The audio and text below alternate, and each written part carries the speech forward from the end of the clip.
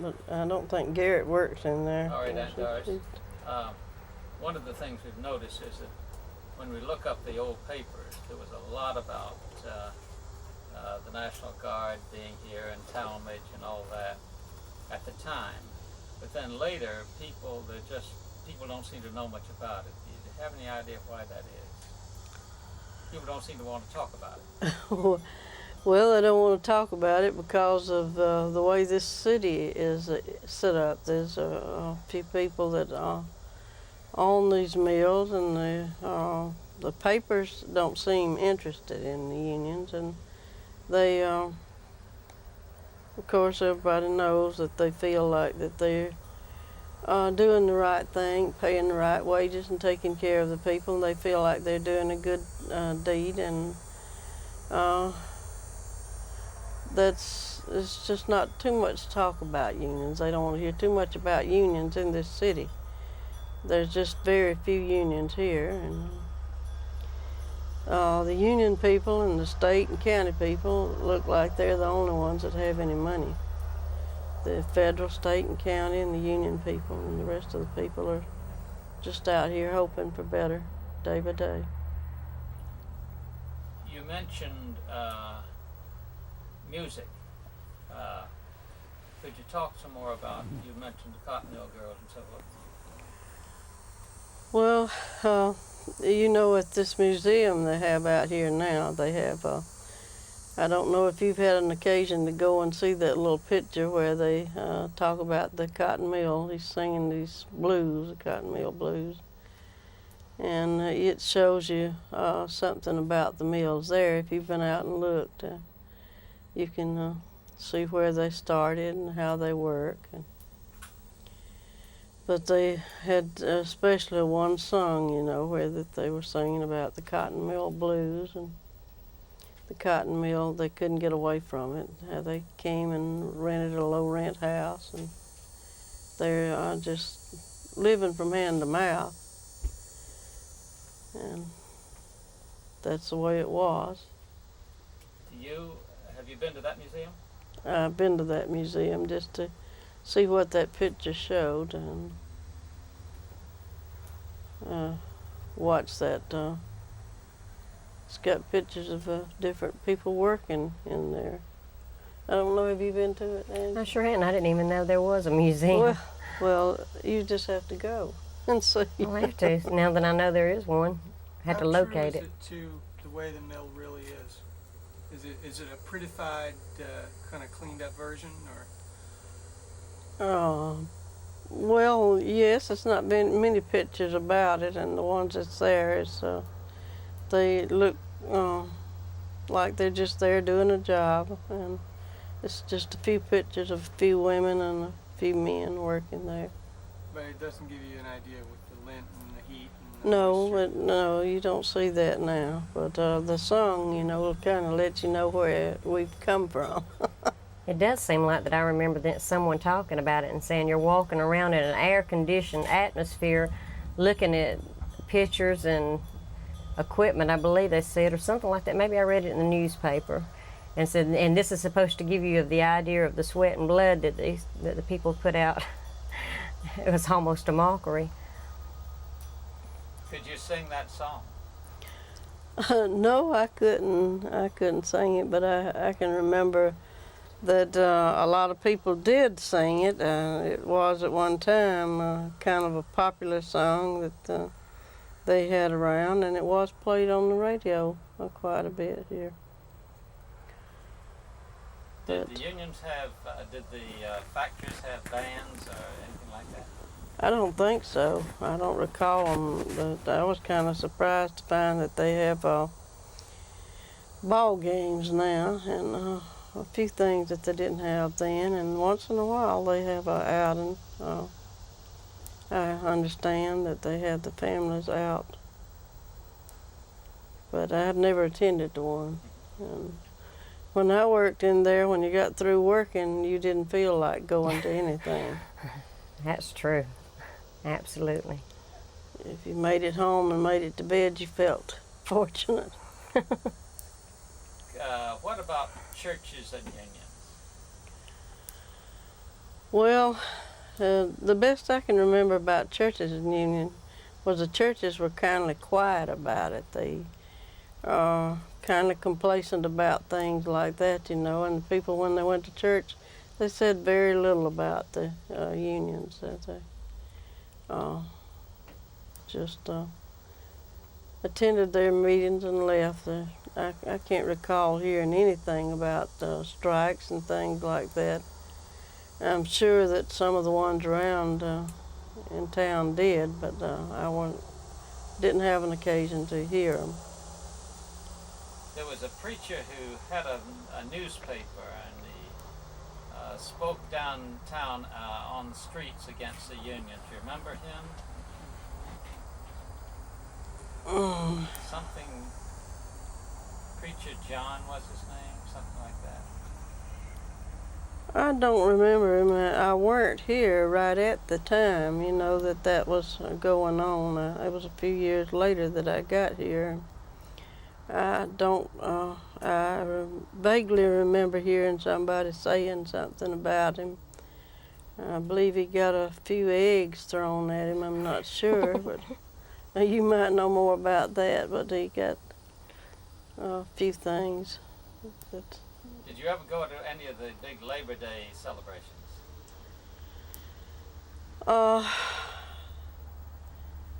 I think maybe once or twice we went to watch a parade or something, and we didn't. We had children, and we didn't get to go to many things like that. But I can remember a few Labor Day parades that we attended. Do you recall seeing dinner toters? No, but I heard a lot about that, and this Muskogee Mill, I've heard a lot of people tell me that they had a job of carrying the lunches across the bridge. They'd get paid so much a week, you know, and the people would fix the lunches, and they'd go to the house and pick them up. And in 1938, I think they stopped that, but I think that was still in effect in 1938.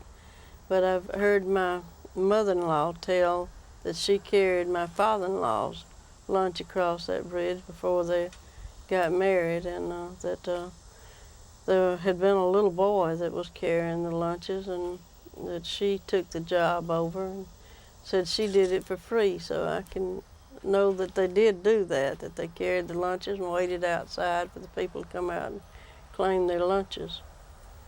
Now, could you talk about the blacks in the mills?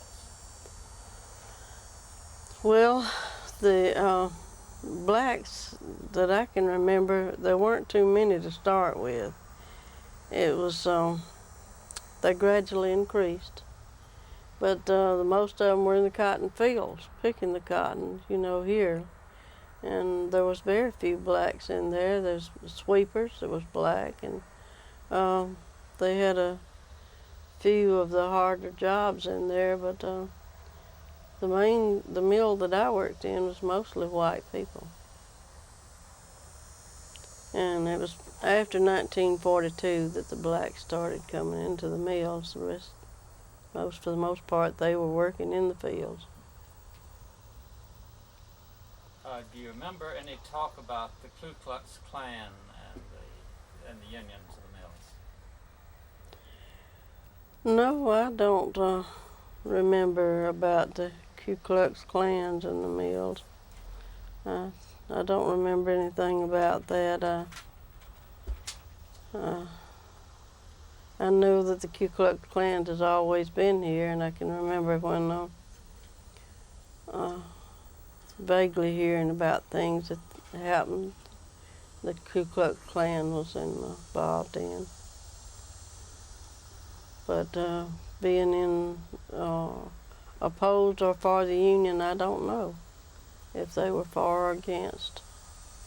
Did you know, could you talk about the foreman, and did you know the foreman, and then did you know the big bosses? Well, we seldom saw the big bosses, and we had the foremen paid us once a week, and if we did anything wrong, well, we'd see him, you know. Or if he thought we weren't working, we'd see him. But I saw him very little, mainly when he handed me my check. It's the only time that I saw him and walking around in there. But there's a lot of noise in there and very little talking, and when you talked, you had to holler. And for my part, I didn't like to talk to the people because they had to holler, and a lot of them used tobacco, and you'd get the tobacco odor when you talked, and so I just kind of stayed on my job. I can remember my husband blowing off looms, and he said that he'd blow behind the looms, and the tobacco spit would come up in his face, and he said, I just can't work in that. So he was looking for another job.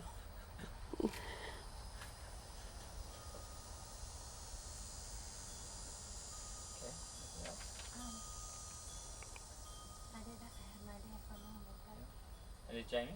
Nope. Angie? Anything else you'd like to know? That many people still chewing in the mills now?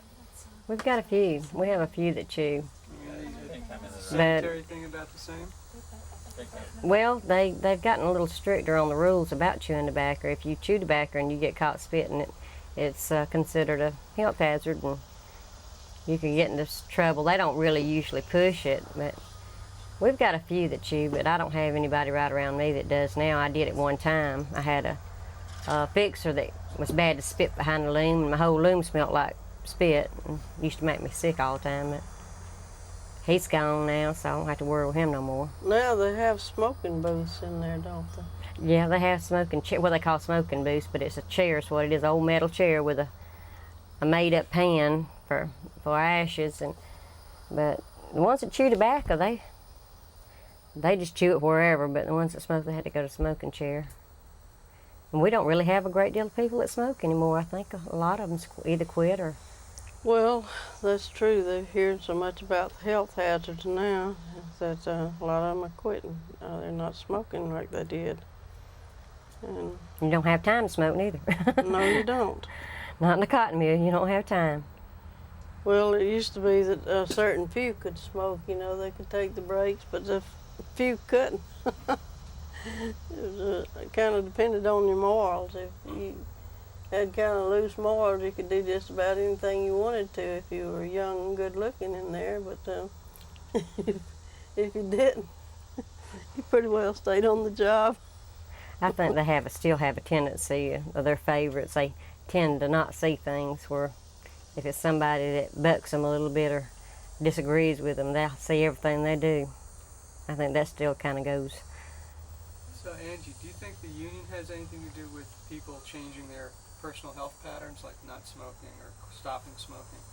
Well, I don't know that Or made them aware that there are the health situation? I don't know. I wouldn't say that, not necessarily.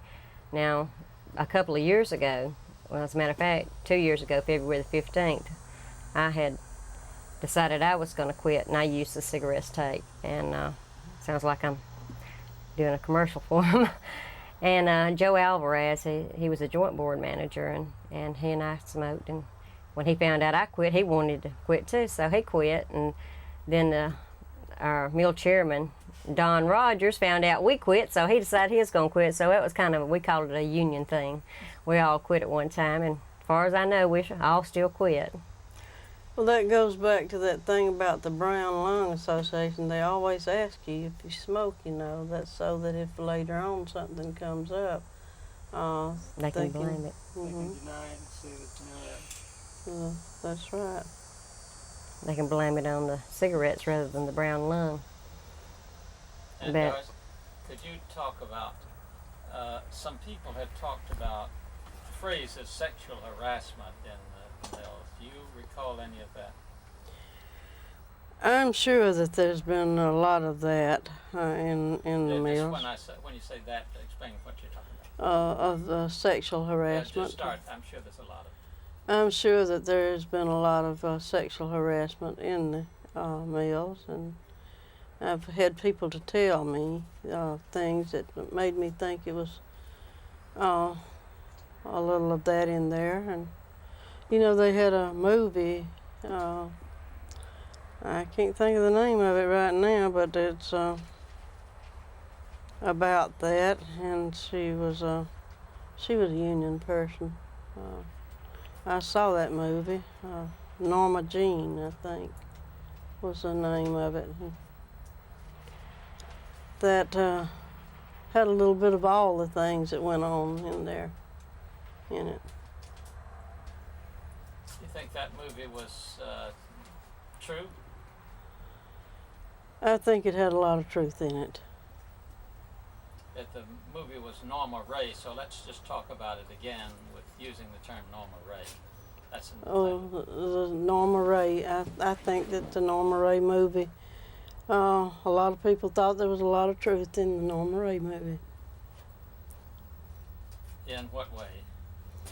Well, in all the ways about how the bosses were acting, and how the people in there had to stay on the job and had to work, felt that they had to work, and they had to take. I'm sure that a lot of them had felt that they had to take things that they didn't want to take. And that's to the best of my memory about the Norma Ray movie. There was a lot of things in there that she didn't like. What about the conditions and the working conditions? Well, the working conditions were about like the Norma Ray movie. There was just, if you saw the Norma Ray movie, you saw that there was people that had favorite people in there, and people that they wanted to use above and beyond the duty of the job, what was required on the job. And it was that way all over the South. I don't know how it was in the North, but it was that way in the South. Or I feel that it was that way. Did that movie kick up a lot of discussion around town? Do you recall? I think it did for a little while, and it's not a very popular movie around these towns, you know. It's not like, might be like Gone with the Wind. They might play it every 10 years, but it's not, you don't see it every year or two. It's kind of spread out. I had a couple of video rental places. It's not available. Okay. Yeah. I think we've got it. Jamie? What? Oh, yes. Okay. Go ahead. Did you ever see newsreels when you went to the movies? You know those newsreels that came up before the movies? Yes, newsreels. Did they ever show you any Did you happen to go to the movies during the time of the strike in '34? That sounds like a funny question. No, Judy, I couldn't afford a movie, and I was too far from a movie house. But newspapers and books was about all that I had. Well, we saw some newsreels that covered the 1934 strike here in the South as well as in the North. And in North Carolina, we saw some girls that were on the picket line, and while they were on the line, they were singing, and one of the songs that they sang was a song that I didn't quite get all the words to because it was a little muffled on the track because, you know, it's taken in '34, so it's old sound. And I was wondering if you might be able to sing that song for me. It was called Springtime in the Rockies. No, but it was to the tune of that Springtime in the Rockies, and it was the words I don't recall, but I know what you're talking about. But I also heard that song where somebody had been in North Carolina and returned here. And I believe that girl's name was Eva. I vaguely remember her singing that song in the bathroom one day. But I don't remember the words. I wish I did. Well, I can sing it for you. When it's springtime in the Rockies, I'll be coming back to you. Sweetheart of the mountain with your bonny eyes so blue. Once again I say I love you, as the birds sing all the day. It's springtime in the Rockies far away. Very good.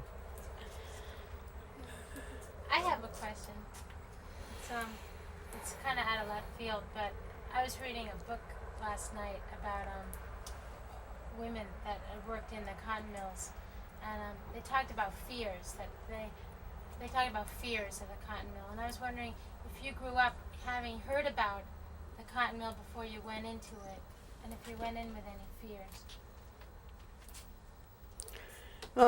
No, when I first went in there, I was a little bit nervous about the noise, and I thought you could get hurt in there real easy, but I'd heard of people that had been hurt in there, but I was a little bit apprehensive when I first went in there and started working, but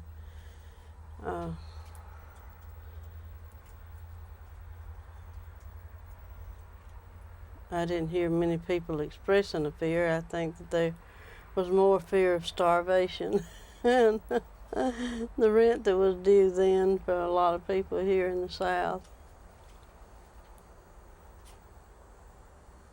Did you expect to stay there for a while, working? No, I hope not, when I went in there. During the war, if you was on a job, that had to do with making anything for the Army or Navy, they could freeze you on a job, and I was frozen on a job at the same mill that she's working in. And if you wanted to quit, they'd make you feel real bad. You had brothers over there fighting, and they needed blankets and socks and clothing, and I can remember they had boxes on the stairwells that you put the money in so that the Red Cross could pick it up and to buy cigarettes for the GIs and things like that. But they would make you feel, that you weren't doing your duty if you wanted to change jobs. But just as soon as I could, I did change jobs when they lifted that. I've never worked in a cotton mill since then. I filled magazines in there and did some spinning. I never have been back in one. You don't miss being in the mill? No, I never missed it. I told Ralph Lewis it was good to know that God would let you live without working in there. Now, we were talking with some fellows the other day who said they worked there all their lives and they missed it. I wonder why. They're crazy. Well, were they foremen? I had a neighbor right behind me that was a foreman, and I imagine he did miss it. But he don't show it. I mean, it seems to me that he's glad to be retired, and everybody that I know that's retired from there, they're kind of glad to be out. Miss Tyler, my neighbor that worked in there for years, she says she misses the friends, But as for the work, I'm sure she didn't miss that. Could you explain why the people were called lint heads? Well, they were called lint heads because, for one thing, a lot of them had come off of the farms where the cotton was grown, and they went in there to the finishing department, and it was lint head because when you came out of there, your head would be literally white with lint. And it's hard to get that cotton out of your hair if it still gets in there today. My daughter had a lot of cotton in her hairbrush right on, and so I can say that it's still in there, isn't it, Angie? Yes, ma'am, it sure is. I come out every day, and every day I have to wash my head. I guess we're a little luckier now. We got hair dryers, and also we can wash our hair every day. I see a little cotton in yours now. Yeah, I know it's in there. I came right out the door this morning. Imagine it's about full. I don't think you ought to use hairspray. It just attracts it, don't it?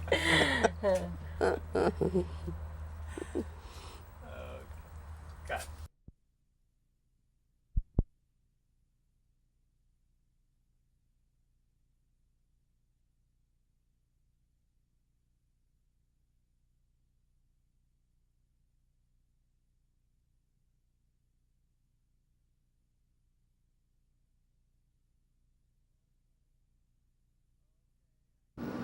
Okay, action, Angie.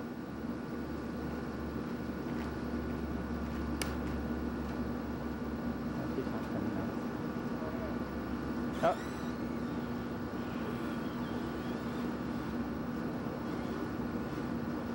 Go. Let's try it again. One more. Sorry. No. Now. Okay.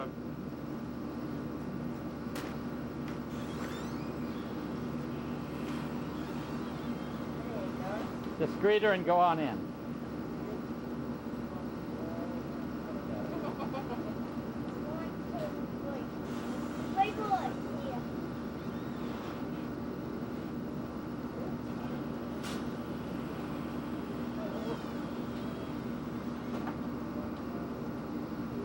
Got it. That's fine. Pan your way so clear. Okay.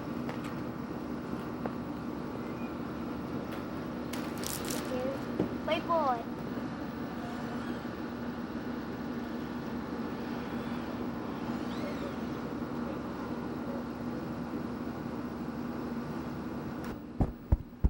There you go. Rolling. Oh, this is Lucille Holland. This is Barbara Alice. And this is just some friends, you know. What do you want all about all of them or what? No, just you can turn over and see if we can find Angie then. Well, she's in here somewhere, I bet you. No, that's not her. Not yet.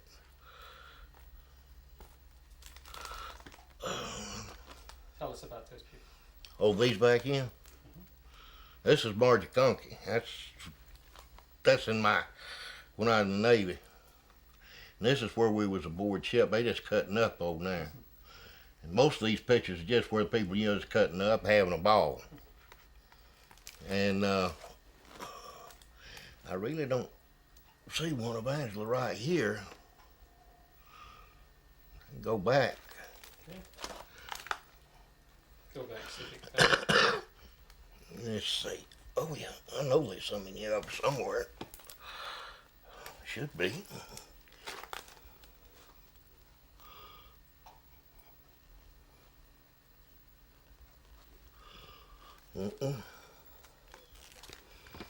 That's Clara. That's Beth and Henry. The Gloria Jean here. Now this is Angela. That's Gloria Jean. That's where she was in that, went up visiting. Let's see, you wanted some earlier pictures of Angela, didn't you? Yeah. Well, now this is Angela here. We're getting on back down there. And this is Gloria Jean again, believe it or not. And, wait a minute.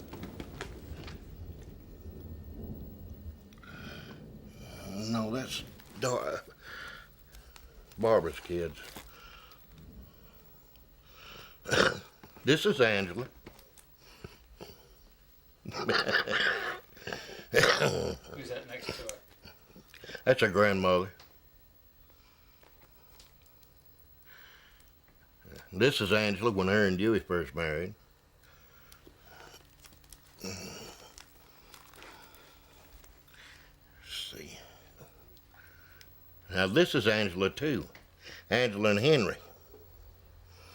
I know it's hard to distinguish them, but it is. Tilt the book up a little. That way? Yeah, that's perfect. And the lady, the older lady on your left. that's my mother. Okay, turn the page.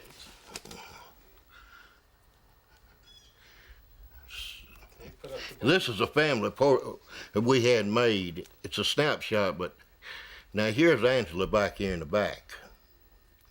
You And- it just a bit. There you go. That's Angela. It's Clara. That's Beth, the little one out yonder. This is Gloria Jean. That's James. And yeah, there he is. There's Henry. And there's me and my wife. Okay, now reach for the next album. You got them lined up like you want me to get them?